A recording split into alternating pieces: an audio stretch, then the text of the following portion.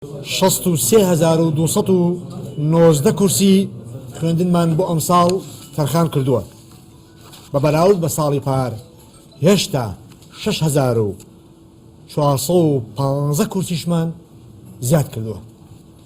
هەروەک بەڵێنماندا بۆم ساڵیش 100% دەرچوانی قۆناغی دوانزەی ئامادەیی ئەوانەی لە ڕێگەی زانکۆلاینەوە داوایان پێشکەش کردبوو هەر هەمویان جێگەیان کراوەتەوە.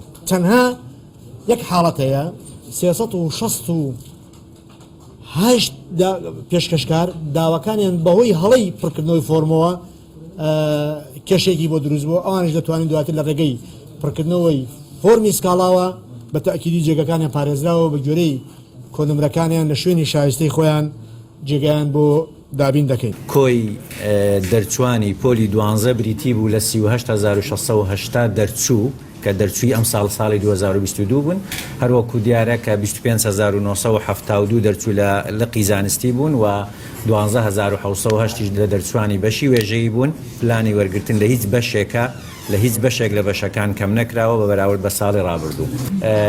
خۆی کۆی پێشکەشکار بریتی بوو لە 44,408 پێشکەشکار کە 27,728 دەرچوو لە دەرچوانی ئەم ساڵ بوون و 9,354 دەرچوو لە دەرچوانی ساڵی ڕابردوو بوون کە 2021 و 7,326 پێشکەشکار لە دەرچوانی ساڵانی ڕابردوو هەتاکو یانیواتە 2028 و هەتا 2010 بوون.